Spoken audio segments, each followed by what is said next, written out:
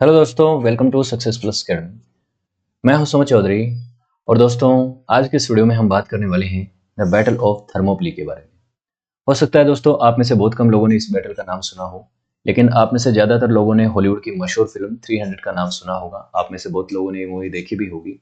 इस मूवी में बताया गया है कि कैसे 300 बहादुर स्पार्टन सोल्जर्स अपने महान राजा लियोनाइडस की लीडरशिप में पर्शियन की लाखों की संख्या वाली बारबेरियन आर्मी का मुकाबला करते हैं और थर्मोपिले का पास ब्लॉक करते हैं। 3 दिन तक ये बैटल चलता है और उसके बाद तीसरे दिन एक व्यक्ति जो ग्रीक सिटी स्टेट से ही बिलोंग करता था, उसने धोखा दे दिया इन ग्रीक्स को, इन स्पार्टन्स को, और इनके पीछे का रास्ता पर्शियंस को बता दिया, जिसका फायदा उठा के पर्शियंस ने इनको घेर के बैटलफील्ड में मार दिया। ये स्पार्टन सोल्जर्स अपनी बहादुरी के लिए याद किए जाते हैं, उनकी एक लॉन्ग लिगेसी है। और बताया गया है कि कैसे ये बहादुरी से लड़े, किस तरीके से इन्होंने हार नहीं मानी, कभी घुटने नहीं टेके। तो ये तमाम चीज़ें जो हैं इस मूवी में बताई गई हैं। लेकिन आप जानते हैं दोस्तों, मूवी और रियलिटी, यानी मूवी और जो हिस्ट्री है, उसमें कहीं ना कुछ डिफरेंस रह ही जाता है। क्योंकि जब कोई आर्टिस्ट उसके ऊपर काम करता है, अपनी कहानी लिखता है, उसको पर्दे पे लेके आता है, तो वो आर्टिस्टिक लिबर्टी तो लेता ही है चीज़ों को बहुत बेहतर बनाने के लिए या फिर मसालेदार बनाने के लिए। चीज़ों को ग्लोरीफाई भी करता है, चीज़ों के कुछ फैक्ट्स को छुपाता भी है, कुछ बढ़ा चढ़ा के भी बताता है। तो उससे क्या होता है, वो मूवी प्रेजेंटेशन में तो अच्छी लगती है, लेकिन हमें सच्चाई पूरी तरह से पता नहीं चलती। अब हम यही देखेंगे कि ये जो मूवी 300 में बताया गया है, वो हिस्ट्री से कितना परे है, हिस्ट्री उसके साथ कितनी खड़ी है, और क्या क्या बातें हुई इस बैटल ऑफ थर्मोपिले में। तो थर्मोपिले का रियल इतिहास क्या है, उसके बारे में हम पढ़ेंगे। आपने पोस्टर भी देखा होगा, प्रिपेयर फॉर ग्लोरी। यहाँ पे ये शख्स जो हैं, इनको दिखाया गया है, लियोनाइडस का रोल इन्होंने किया था। और ये जो व्यक्ति है, इसको दिखाया गया है पर्शिया का राजा जर्क्सिस, जिसे एक विलन की तरह प्रेजेंट किया गया। हालांकि ग्रीक्स के लिए तो ये विलेन ही था, और जो इतिहासकार जिन्होंने वो कहानी लिखी जिसके ऊपर 300 मूवी बनी है, वो ग्रीक हिस्टोरियंस की कहानी के ऊपर आधारित बनी है। लेकिन जो जर्क्सिस था वो कोई विलेन नहीं था, उसका भी अपना कैरेक्टर था। वो एक बहुत बड़े साम्राज्य का राजा था, एम्परर था। और मैंने पर्शियन एम्पायर का इतिहास आपको पढ़ाया है, जर्क्सिस की बायोग्राफी भी बताई है। तो जिस तरीके का कैरेक्टर उसमें दिखाया गया है, जिस तरीके का बारबेरियन उसमें दिखाया गया है, वैसी बात है नहीं। और लियोनाइडस को जैसा दिखाया गया है, उसमें काफ़ी उनको सफलता मिली और काफ़ी उन्होंने क्लोजली उसका स्टडी किया है, ग्रीक कल्चर का, स्पार्टन कल्चर का, और बताया है कि किस तरह से जो स्पार्टन लोग हैं वो किस चीज़ के लिए जाने जाते हैं, अपने वॉरियर स्किल्स के लिए, अपने एक्सेप्शनल सोल्जर एबिलिटी के लिए। उनको बचपन से ही ये सिखाया जाता है कि उनके जो मेल मेंबर्स हैं, जो बच्चे हैं, उनसे ही उनको ट्रेनिंग दी जाती है कि उनको लड़ना है, अपने देश के लिए लड़ना है, अपनी मातृभूमि के लिए लड़ना है। और अपनी मातृभूमि के लिए अपने आप को बलिदान देना सबसे बड़ा बलिदान है, सबसे प्योर वर्क है। तो ये सब चीज़ें उनको सिखाई जाती हैं। इसीलिए जो स्पार्टन्स हैं वो हमेशा महान योद्धाओं के स्तर पे गिने जाते हैं। और इसमें 300 की जो मूवी है, द लीजेंड ऑफ 300 स्पार्टन्स की जो कहानी है, वो अलग अलग जगह दिखती है आपको। 300 मूवी में भी दिखती है, यहाँ पे अलग अलग जो स्पार्टन्स का जो ग्रीक माइथोलॉजीज हैं उसमें भी मिलती हैं, उनकी जो पोएटिक कहानियाँ हैं उनमें भी मिलती हैं। तो उसमें बहुत सी चीज़ें दिखाई जाती हैं जो चीज़ों को, उनके हीरोइज्म को रिप्रेजेंट करने के लिए दिखाई जाती हैं। कई चीज़ें जो है उनको हिस्ट्री को थोड़ा सा मोल्ड भी कर दिया जाता है। लेकिन सच्चाई ये भी है कि जो स्टोरी में दिखाया गया है, उस मूवी में दिखाया गया है बैटल ऑफ थर्मोपिले के बारे में, वो ऐसा नहीं है कि वो थोड़ा हटके हो सकता है, लेकिन जो बैटल हुआ वो भी बहुत कमाल का था, बहुत बड़ा हीरोइक बैटल था वो, जिसमें 300 स्पार्टन सोल्जर्स तो लड़े ही। उसमें यही बताया गया है कि 300 स्पार्टन सोल्जर्स थे, लेकिन उनके साथ और भी कई लोग थे, उनकी भी हम बात करेंगे, क्योंकि उनके हीरोइज्म को क्यों साइडलाइन किया जाए। 300 स्पार्टन सोल्जर्स का हीरोइज्म बताया जाए, अच्छी बात है, लेकिन उनके साथ और भी बहुत लोग लड़े थे, उनकी भी बात हम यहाँ पे करेंगे। तो इसमें जो कहानी है, जो 300 स्पार्टन्स की कहानी अलग अलग जगह बताई जाती है, उसमें सब कुछ बताया जाता है कि कैसे वो जिए, कैसे वो लड़े, कैसे वो मरे, और कैसे उनका रिसर्जेंशन हुआ। ये सभी चीज़ें रहती हैं, जिसकी वजह से आज भी अगर ग्रीक्स की हिस्ट्री या स्पार्टन्स की जो लिगेसी है उसको देखेंगे तो उसमें इनकी बात हमेशा होती है। तो जो बैटल ऑफ थर्मोपिले है वो 480 बीसी में लड़ा गया है, यानी जीसस क्राइस्ट के 480 साल पहले लड़ा गया है। एक तरफ था अकामनीड पर्शियन एम्पायर, जिसका लीडर था उस समय जर्क्सिस वन, और दूसरी तरफ था ग्रीक सिटी स्टेट्स, जो कि लीड किया जा रहा था स्पार्टन किंग लियोनाइडस के द्वारा, लियोनाइडस वन। इनकी बायोग्राफी भी मैं जल्दी ही लेके आने वाला हूँ। ये जो बैटल था ये ग्रेको पर्शियन वॉर का पार्ट था, और ग्रेको पर्शियन वॉर्स को मैं सेपरेटली आपको पढ़ा चुका हूँ। ग्रेको पर्शियन वॉर्स में जो दूसरा ग्रेको पर्शियन वॉर था, दो हुए हैं, पहला एक अलग टाइम पे हुआ था, दूसरा ये जर्क्सिस के टाइम पे हुआ था। अगर हम बात करें पर्शियन एम्पायर की, जो उस दौर में पर्शियन एम्पायर था, जिसे फर्स्ट पर्शियन एम्पायर या अकैमनीड एम्पायर भी कहा जाता है, वो उस दौर तक का दुनिया का सबसे बड़ा साम्राज्य था और सबसे ताकतवर भी था। इसकी शुरुआत यहाँ से होती है, इस क्षेत्र से ये फैलना शुरू होता है। साइरस द ग्रेट ने इसकी नींव रखी थी, उसके बाद दारियस आए और ये आगे चल के जरक्सिस इसके शासक बनते हैं। और ये साम्राज्य 3 महाद्वीपों में फैला हुआ था। एशिया में तो इसका एक तरह से डोमिनेशन था ही, अगर आप देखें ईरान वाला जो हिस्सा है, पर्शिया वाला हिस्सा है, और भारत तक की इसकी सीमाएं थी। इधर इजिप्ट तक इसकी सीमाएं फैली हुई थी अफ्रीका महाद्वीप में, और इधर यूरोप तक इसकी सीमाएं फैली हुई थी। इधर इसके साथ सीमाएं लगती थी ग्रीक सिटी स्टेट्स की। ग्रीक सिटी स्टेट्स में कोई ऐसा नहीं है कि एक ही किंगडम था, वहां पे कई छोटे छोटे किंगडम्स थे जिनको ग्रीक सिटी स्टेट्स कहा जाता है। बाद में ये किंगडम जो है वो एकजुट तब हुए हैं जब मैसिडोनिया के राजा अलेक्जेंडर ने इन सभी को जीत के एकजुट कर दिया, और उसके बाद पर्शियन एम्पायर को भी बाद में उसने हरा दिया था। तो यहाँ पे अगर बात करें लड़ाइयों की, तो 500 से लेके 479 बीसी तक काफी लड़ाइयां इनके बीच में हुई हैं। कई बैटल हुए दो पर्शियन ग्रेको वॉर के बीच में, और इन बैटल्स और इन लड़ाइयों की जो रूपरेखा है वो आप इस मैप में देख सकते हैं कि कहां कहां से लड़ाइयों को आगे पीछे बढ़ाया गया। तो ये सब चीजें हुई हैं। ये लड़ाइयों के दो थर्मोपली आपको दिखेगा 480 में, ये है थर्मोपली की जगह जहां पे बैटल हुआ। और ये थर्मोपली का एक पास हुआ करता था। बेसिकली मैं आपको दिखाऊं ये मैप में कि एक पास था जिसको पर्शियन आर्मी पार करना चाहती थी, और पार कर लेती तो वो ग्रीक सिटी स्टेट्स को हरा सकती थी, क्योंकि बहुत बड़ी सेना थी उनके पास। सेना का एस्टिमेट मैं आपको बताऊंगा, अलग अलग हिस्टोरियंस अलग अलग बताते हैं, लेकिन लाखों में संख्या थी उनकी। तो ग्रीक्स लोगों की ये जिम्मेदारी थी कि वो इस पास को कैसे भी रोकें, और इस पास को रोकने की जिम्मेदारी मिली लियोनाइडस और उसकी सेना को। और लियोनाइडस ने इस जिम्मेदारी को बहुत बखूबी निभाया। 3 दिन तक उसने बैटलफील्ड में उन्होंने बहुत ही बहादुरी से लड़ाई लड़ी। इसकी अब बात कर लेते हैं। तो यहाँ पे बात जब आती है 300 सोल्जर्स की, तो वो बात थोड़ी सी ऐसी है कि 300 स्पार्टन सोल्जर्स थे, लेकिन उनके साथ और भी काफी लोग थे। और टोटल नंबर जो होता है इस आर्मी का, जिसको लियोनाइडस लीड कर रहे थे, उनकी संख्या लगभग 7000 थी। कौन कौन थे वो लोग, अभी मैं उसकी भी बात करूंगा आपसे। तो 7000 लोगों के पास ये जिम्मेदारी थी कि थर्मोपली का जो पास है, थर्मोपली का मतलब होता है हॉट गेट्स, उसको एक तरह से क्लोज करना है, उस गेट को एक तरह से प्रोटेक्ट करना है। अदरवाइज पर्शियन आर्मी हमारे देश के अंदर घुस जाएगी, हमारे सिटी स्टेट्स में घुस जाएगी और सब कुछ तबाह कर देगी। अब पर्शियन आर्मी का जो साइज है वो अलग अलग बताया जाता है। देखिए एंशिएंट ऑथर्स जो हैं, जो ज्यादा ग्लोरीफाई करते हैं, वो तो कहते हैं पर्शियन आर्मी 1 मिलियन के आसपास थी। हेरोडोटस ने कह दिया कि 50 लाख के आसपास आबादी थी 50 लाख के आसपास, मतलब 5 मिलियन हो गई। 5 मिलियन की आबादी थी, 5 मिलियन की पर्शियन आर्मी थी। इतनी बड़ी आर्मी नहीं थी, लेकिन मॉडर्न एस्टिमेट्स ये कहते हैं कि तकरीबन यहाँ पे इनकी आर्मी जो है वो 1,20,000 से लेके 3,60,000 के बीच में इतनी बड़ी आर्मी थी इनकी। तो काफी बड़ी आर्मी थी इसके बावजूद भी, लेकिन मिलियंस में तो नहीं थी। तो बात ये रहती है कि एक लोकल रेजिडेंट होता है जिसका नाम होता है एफिलेट। ये व्यक्ति जो है जब धोखा दे देता है, उसके बाद ग्रीक आर्मी की को चारों तरफ से घेर लिया जाता है और उसके बाद उनकी हार हो जाती है। लेकिन जो ग्रीक्स हैं वो पर्शियंस हैं, अपनी अंतिम सांस तक लड़ते हैं, और तब तक लड़ते हैं जब तक वो लड़ने की स्थिति में होते हैं। यहाँ पे 300 स्पार्टन्स भी मारे गए, 700 थीबियंस भी मारे गए, 900 हेल्टोस, 400 थीबियंस। ये वो लोग थे जो कि स्पार्टन्स की मदद करते साथ में खड़े थे, और उन्होंने भी मृत्यु को चुना सरेंडर करने की वजह। सरेंडर नहीं किया उन्होंने कहा कि हम भी आपके साथ लड़ेंगे। कुछ बच गए थे जो उनको बेसिकली उनको कैप्चर कर लिया गया पर्शियन आर्मी के द्वारा, लेकिन जो ज्यादातर लोग यहाँ पे मारे गए थे। अब बैकग्राउंड की बात कर लेते हैं कि इसमें हुआ क्या। देखिए 492 ईसा पूर्व में, 492 बीसीई में एक डारियस द ग्रेट नाम का शासक हुआ करता था पर्शियन आर्मी का।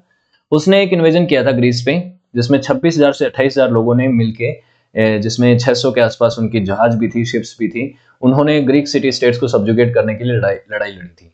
लेकिन इसके बाद क्या हुआ कि मैसिडोन और थेरस, इन्होंने मेल को तो जीत लिया था इन्वेजन में, शुरुआती में समय पे तो उसको मदद मिली, लेकिन बाद में क्या होता है कि बैटल ऑफ मैराथन में 490 में पर्शियन आर्मी की हार होती है और ग्रीक सिटी स्टेट्स जीत जाते हैं, और दारियस का जो मिशन है वो फेल हो जाता है। उसके और भी कई कारण थे, क्योंकि पर्शियन एम्पायर में अलग अलग जगहों पे रिवोल्ट चल रहे थे, तो अपनी आर्मी का मूवमेंट दूसरी डायरेक्शन में भी करना पड़ा।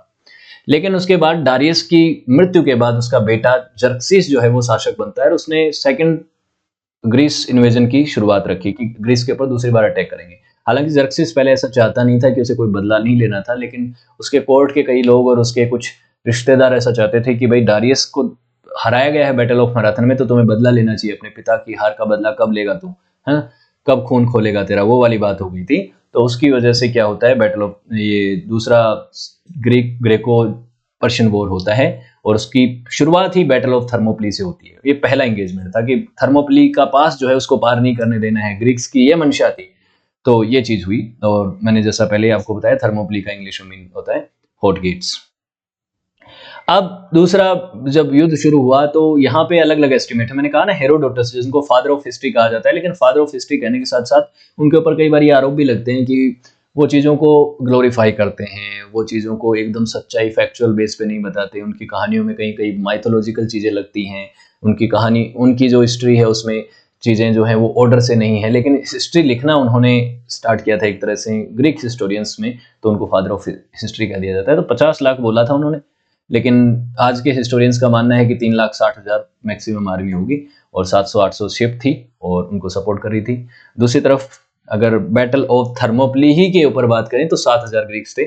अगर पूरे ग्रेको पर्शियन वॉर्स की बात करें तो उसमें तो बहुत सारे ग्रीक्स थे, ग्रीक सिटी स्टेट्स के। ग्रीक्स के पास एथेंस जैसा, ग्रीस की राजधानी, ग्रीस जो था जगह, उसकी राजधानी एथेंस हुआ करती थी। एथेंस के पास बहुत कमाल की नेवी हुआ करती थी। स्पार्टा के पास बहुत बड़ी आर्मी थी, औरों के पास बहुत बड़ी आर्मी थी। स्पार्टा के पास सिर्फ 300 लोग नहीं थे, उसकी भी बात करेंगे कि पूरी आर्मी क्यों नहीं लड़ी। तो यहाँ 300 स्पार्टन होप्टाइल्स क्या होते हैं, होप्लाइट्स वो होते हैं जो कि आपको मैं दिखाता हूँ, ये जो एक बड़ी सी ढाल लेते हैं और बड़ा सा भाला लेते हैं ऊपर बॉडी के, अपना पूरा आर्मर इस तरीके का होता है होप्टाइल। तो ये बड़ा जो भाला इस्तेमाल करते हैं, दूर काफी डिस्टेंस है, यहाँ तक जो है घोड़ों को भी आगे नहीं बढ़ने देते, इंसान को भी नहीं बढ़ने देते, और इनका डिफेंस बहुत कमाल का होता है। इन्होंने इनके सामने लड़ाई लड़ी थी। दूसरी तरफ जर्क्सिस की आर्मी थी जिसमें सभी तरीके के लोग थे, पर्शियन थे, मीडियन थे, हिमलाइट थे, पार्थियन थे, बैक्टीरियन थे, ये तमाम लोग थे, गंधार तक के, हिंदू कुश तक के लोग थे, शक लोग इनकी आर्मी में थे, असेरियन इनके पास थे। ये सब इनकी आर्मी में लड़ रहे थे, इनका पक्ष ले रहे थे, क्योंकि बहुत बड़ी सेना थी जर्क्सिस के पास। अब स्ट्रेटेजिकल और टैक्टिकल कंसिडरेशन क्या रहे इस बैटल के पीछे के? बैटल ये था कि देखिए, एक तरफ थर्मोपली का जो पास था वो बहुत इंपॉर्टेंट था ग्रीक लोगों के लिए, कि उसमें से अगर पार कर लिया पर्शियन आर्मी ने, जो कि इतनी बड़ी फोर्स है, उसका वो मुकाबला नहीं कर पाएंगे। कितना भी बड़ा योद्धा हो, अगर उसको 4 लोग 5 लोग बाहर से चारों तरफ से घेर लें, तो कहानियों के अतिरिक्त वो मुकाबला नहीं कर पाएगा। ठीक है, तो ये बात तो सच्चाई है। तो उसके बाद उनका था कि हमें लड़ाई इसको अवॉइड करने के लिए इस कपास को एक तरह से क्लोज रखना है, इससे पार नहीं होना है, और फिर हम डिफेंसिव भी हो सकते हैं, इसके अंदर आने नहीं देंगे, दरवाजे पे खड़े रहेंगे इस गुफा के, तो नहीं होगा। और 2 ही पैसेज थे उस समय, थर्मोपली और आर्टेमिशियम, इन दोनों को ब्लॉक करना है, बाकियों को, बाकी रास्ता नहीं है सिटी स्टेट्स के अंदर घुसने का। तो थर्मोपली का बैटल जो होना था, उसकी जिम्मेदारी किसको मिली है?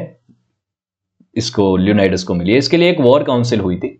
वॉर काउंसिल में ये सब डिस्कस हुआ कि भाई क्या करना है, कैसे हमारे सिटी स्टेट्स को प्रोटेक्ट करना है, क्योंकि ग्रीक्स लोगों के भले ही सिटी स्टेट्स अलग अलग थे, लेकिन वो पर्शियंस के खिलाफ एकजुट हुए और उन्होंने वॉर काउंसिल बुलाई। उसमें ये कहा कि देखिए ऐसा करते हैं हम कि स्पार्टा, थीब्स और थेसाली, इन्होंने ये कहा कि तुम लोगों को ये जिम्मेदारी है कि आपको ये प्रोटेक्ट करना है। उसमें एक व्यक्ति था, एथेनियन जर्नल और पॉलिटिशियन था, काफी इंपॉर्टेंट व्यक्ति था ये, जिसका नाम था थेमिस्टोकल जो है, इसने काफी इंपॉर्टेंट रोल निभाया इस ग्रेको पर्शियन वॉर में, ताकि ग्रीक्स की जीत हो। उसने सभी ग्रीक पावर्स को एकजुट किया, यूनाइट किया और बैटल प्लान बनाया और कहा कि कैसे भी करके यहाँ पे जो आपका पास है उसको रोकना है। ठीक है, उसके बाद नीचे वाले में था क्या वो पास, जो भी था यहाँ पे पास है वो, जहाँ पे मैंने आपको मार्क करा है। उसके बाद कन्वर्जली पर्शियंस की प्रॉब्लम ये थी कि उनके पास बहुत बड़ी सेना थी, और जितनी बड़ी सेना होती है उसको आप एक जगह रोक नहीं सकते, क्योंकि फिर उसके बाद खाने पीने की चीज़ों की भी कमी हो जाती है, और आप ज़्यादा समय तक यहाँ पे रोकोगे तो आपके पास रिसोर्सेज की कमी हो जाएगी और आप दुश्मन मुल्क में हो। तो ये सब चीज़ें थी। तो पर्शियंस को जल्दी से जल्दी या तो आगे बढ़ना था या फिर रिट्रीट करना था, तो किसी भी तरीके से थर्मोपली का पास उनको पार करना था। और दूसरी तरफ इसका जस्ट अपोजिट, कि कैसे भी रोकना है ग्रीक्स को। उसके बाद ये होप्लाइट फ्लैंक्स बनाए गए ब्लॉक करने के लिए नैरो पासेस में। इस तरह से ग्रीक्स जो है सोल्जर से खड़े हो गए, जो स्पार्टन्स थे और उनके सहयोगी थे, कि हम इसके अंदर नहीं घुसने देंगे, गुफा के अंदर जो भी आए उसको यहीं पे मार दो, और अपने को आगे बढ़ने की जरूरत नहीं है, हमें पर्शियंस का जाके सामने से मुकाबला करने की जरूरत नहीं है, उनको यहाँ आने दो, यहाँ आएंगे तो हम निपटा देंगे, उसके बाद आगे कैसे जाएंगे, ये चीज हो रही थी। तो बैटल ऑफ थर्मोपली यहाँ पे शुरू हुआ। अब बात यह है कि 300 ही सैनिक क्यों आए। मूवी में आपको बताया गया कि 300 जो रिवाज था, क्या गया कि देखो लियोनाइडस जो है वो जाता है अपने पंडितों के पास, जो भी लोग थे, ये जो पुजारी थे, प्रीस्ट थे, उनके पास जाता है। प्रीस्ट, पंडित तो मैं नहीं कहूंगा, पंडित तो बेसिकली हिंदू धर्म में होता है, लेकिन प्रीस्ट के पास जाता है और कहता है कि वॉर की परमिशन चाहिए। और उसके बाद कुछ इस तरीके की चीजें होती हैं, वो जादू टोना वगैरह कुछ करते हैं और फिर कहते हैं कि नहीं नहीं नहीं, भगवान ने मना कर दिया, ईश्वर की मर्जी नहीं है, अभी बैटल लड़ाई नहीं हो सकती, ये वो तमाम चीजें बोली जाती है। लेकिन सच्चाई कुछ वैसी नहीं है। सच्चाई में कुछ और बातें हैं कि ये लड़ाई हो नहीं सकती थी। ये जो समय चल रहा था, यहाँ पे एक फेस्टिवल चल रहा था जिसका नाम था कार्निया फेस्टिवल। कार्निया फेस्टिवल जो है वो अपोलो गॉड जो होते थे ग्रीक्स के, पुराना जो ग्रीक रिलीजन था, जिसको मैंने पढ़ाया आपको, Hellenistic religion by success plus academy, आप सर्च करना आपको पता चल जाएगा। तो अपोलो को खुश करने के लिए एक फेस्टिवल होता था, कार्निया फेस्टिवल, उनके ओनर में होता था। 8 दिन का ये फेस्टिवल होता था, साल में एक बार आता था। इस फेस्टिवल के दौरान ये रूल था कि कोई भी आर्म कॉन्फ्लिक्ट नहीं हो सकता, जैसे कि एंशियंट ओलंपिक गेम्स के दौरान नहीं हो सकता था, उसी तरीके से यहाँ पे भी नहीं हो सकता था। ये इनका रूल था। इसीलिए स्पार्टन्स ने सोचा कि देखिए ये फेस्टिवल खत्म हो जाता है, फिर पूरी आर्मी चली जाएगी लड़ने के लिए। 8 दिन की तो बात है, तब तक आप थर्मोपली के पास को रोक लो, थर्मोपली के पास को ब्लॉक करना है आपको तब तक। और इसलिए स्पार्टा के 2 राजा हुआ करते थे, उसमें से एक राजा लियोनाइडस को भेजा अपने पर्सनल गार्ड्स के साथ, 300 पर्सनल गार्ड्स को भेज दिया, कहा कि आप जाके तब तक जो थर्मोपली का पास है उसको एक तरह से ब्लॉक करो, साथ में आपके दूसरे स्टेट्स के तो लोग जा ही रहे हैं। तो ये सब चीजें हो रही थी, इसलिए यहाँ पे आर्मी नहीं जा रही थी। बाकी उसके बाद जब ये लोग, इनकी डेथ हो गई लियोनाइडस और इनके सहयोगियों की, तब तक वो फेस्टिवल खत्म हुआ, तो उसके बाद स्पार्टन आर्मी जो है वो टूट के पड़ती है। और फिर उसके बाद पर्शियन आर्मी की बैंड भी बजाते हैं वो लोग, पर्शियन आर्मी को हराते भी हैं आगे जो बैटल्स होते हैं उसमें। अब 300 का जो नंबर है उसको मैंने आपको शुरुआत में भी बताया, लेकिन 300 का नंबर यहाँ पे सच्चाई से थोड़ा सा परे है। 300 स्पार्टा के लोग 300 थे, ये बात ठीक है, 300 के साथ आए, लेकिन आगे चल के उनको ज्वाइन किया 3800 पेलोनोशियंस ने। काफी लोग थे ये, इसमें अकेडियंस, कॉर्निथियंस, थीगेंस और ये कई लोग थे, फिलियंस वगैरह। तो 3800 तो ये लोग हो गए। उसके बाद 700 थेस्पियंस, 1000 फोक्शियंस, फोकियंस, फोशिशियन एंड 400 थीबन्स, ये इतने लोग इनके हो गए। टोटल मिला के 6200 तो ये और 900 लोग आगे और ऐड हो गए थे, तो तकरीबन 7000 लोग इसके इनके साथ थे। 300 स्पार्टन्स के साथ मिलके इन्होंने लड़ाई लड़ी। आगे चल के बैटल होता है। तो बैटल में क्या क्या हुआ, जर्क्सिस ने सबसे पहले तो जो बैरेज था एरो का, वो उनके ऊपर दागा कि भाई सारे, पहले तो भेजा कि आप ये पास खोल दो, अदरवाइज तो वो सेना कहती है कि हमारे तीर सूरज को ढक लेंगे। वो जो बात है वो सच में लिखी गई है इतिहास में। तो लियोनाइडस की आर्मी में एक सिपहसालार होता है, एक सैनिक होता है, वो कहता है कि अगर आपके तीर सूरज को ढक लेंगे, मतलब इतनी संख्या में है, तो हम छांव में युद्ध लड़ेंगे, ये बात कही जाती है। और इस तरीके की बातें होती है काफी। उसके बाद एरोज आते हैं, बेसिकली बहुत संख्या में आते हैं, लेकिन ग्रीक्स आर्मी बहुत ही अच्छे से वेल प्रोटेक्टेड होती है अपने आर्मर, शील्ड्स और ब्रॉन्ज हेलमेट्स के थ्रू, तो वो अपने आप को इन तीरों से बचा लेते हैं। उसके बाद सेना को भेजना पड़ता है, ग्रीक्स को, पर्शियंस को भेजना पड़ता है। तो आगे चल के शुरुआती में कोई फायदा नहीं होता पर्शियंस को, पर्शियंस इनको नहीं खोल पाते हैं। फिर 10,000 मेदीज को भेजा जाता है। मीडियंस जो थे, मीडियंस जो आर्मी में थे पर्शियंस की, तो जक्सिस उनको भेजता है कि जाके इन ग्रीक्स को हरा के आओ। लेकिन उनको कुछ हासिल नहीं हुआ। उनमें से बहुत से लोगों को तो यहाँ पे मार गिराया गया और मीडियंस यहाँ पे बहुत सारे मारे गए, और ग्रीक्स लोगों की तरफ से 1 या 2 या 3 लोग मारे गए। बहुत मिनिमम नुकसान करवा पाए। तो इतना कमाल का वॉर स्किल था इन स्पार्टन सोल्जर्स का। तो इनिशियली असोल्ट कुछ मिला नहीं, जर्क्सिस की आर्मी बैकफुट पे थी। जर्क्सिस ने मीडियंस की हार के बाद 10,000 इलीट ट्रूप को भी भेजा, जिनको इमोर्टल कहा गया, द इमोर्टल्स, उनको भेजा गया, और उनको भी कोई सफलता हासिल नहीं हुई। ये भी मूवी में दिखाया गया है कि तुम क्या इमोर्टल्स हो, इमोर्टल मतलब अमर, और उनकी अमरता का हम टेस्ट लेंगे, ऐसी ऐसी बातें होती है। तो वो इमोर्टल्स को यहाँ पे भेजते हैं और उन ट्रूप्स को ये सब चीजें होती हैं। उसके बाद सेकंड डे जो है एक और इन्फेंट्री भेजी जाती है, लेकिन उसको भी कुछ नहीं मिलता। तो पहले 2 दिन में जर्क्सिस की आर्मी होती है बैकफुट पे हताशा की तरफ कि हम इस ब्लॉकेज को तोड़ें कैसे। थर्मोप्ली की इस गुफा में इस पास के पार ही नहीं जाने दिया जा रहा है। तो ये एक कमाल का इनका ब्लॉकेज था जो स्पार्टन्स ने किया था। आगे वही थे, लीडरशिप में वही थे। फिर एक व्यक्ति होता है, एक ट्रांजिशन होता है ग्रीक, जिसका नाम होता है एफिलेट्स, जो उस मूवी में एक व्यक्ति जो है झुका हुआ दिखाया गया है, जिसकी पीठ में दिक्कत होती है, वो उस व्यक्ति को दिखाया गया। और उसमें तो ये बताया गया कि वो आर्मी ज्वाइन करना चाहता था, लेकिन लियोनाइडस ने उसे आर्मी में ज्वाइन करवाया नहीं और कह दिया कि भाई तुम अपने आप को प्रोटेक्ट नहीं कर पाओगे और जो हमारी ब्लॉकेज की दीवार है वो वीक हो जाएगी, टूट जाएगी, तो हम तुम्हें आर्मी में नहीं ले सकते। उसका बदला लेने के लिए उसने बता दिया जाके जर्क्सिस को सच्चाई, जर्क्सिस को एक भेद बता दिया। भेद क्या बता दिया कि एक ऐसा रास्ता बता दिया जिसके थ्रू माउंटेन्स के रास्ते होता हुआ ग्रीक फोर्स को पीछे से घेरा जा सकता था।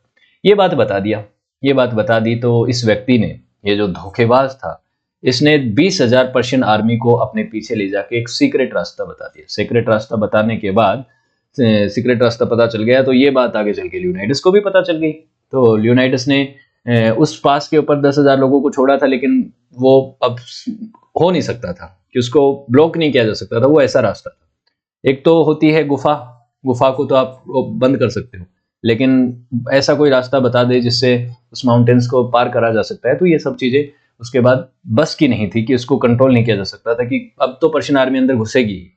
उसके बाद पता चल गया लियोनाइडस को कि हमें धोखा मिल चुका है, हमारा सीक्रेट रास्ता पता चल गया है, तो हम चारों तरफ से घिर चुके हैं। तो लियोनाइडस ने अपने अलाइज को कहा कि जो कोई भी छोड़ जाना चाहे युद्ध के मैदान को छोड़ के वो जा सकता है, कोई बाध्य नहीं है कि वो यहाँ रहे और मरे, क्योंकि ये तो तय है कि हम सब मरने वाले हैं।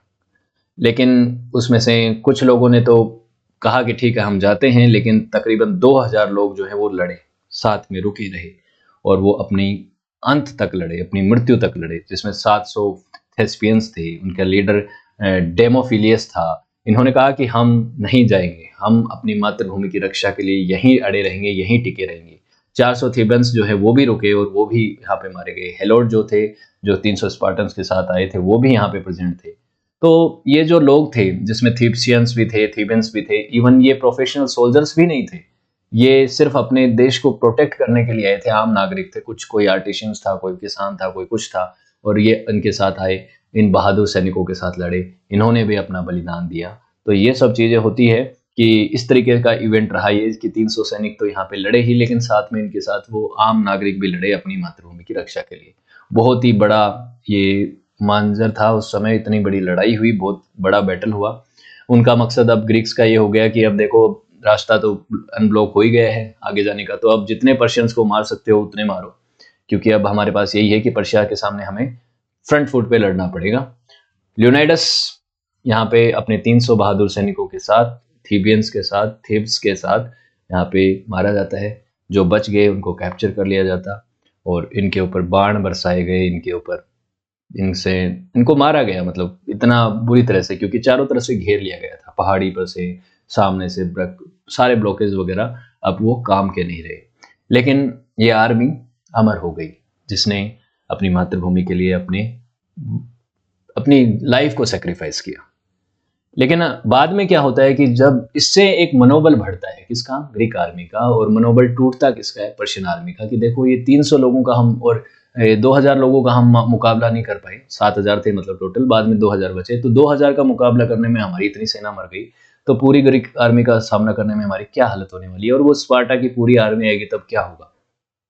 थर्मोप्ली के में तो बैटल हुई, पर्शियंस की जीत हुई, और लेकिन आगे चल के मोराल के लिए मेजर ब्लो था, और आगे चल के लड़ाइयाँ होती हैं ग्रेको पर्शियंस के बीच में। बैटल ऑफ सलामी का बैटल हुआ, बैटल ऑफ प्लेटिया हुआ। इन दोनों बैटल्स में आगे चल के इसी एक साल के अंदर ग्रेको पर्शियन वॉर जो है वो पूरी तरह से ग्रीक्स की तरफ झुक जाता है, और दूसरी तरफ पर्शियंस की हार होती है।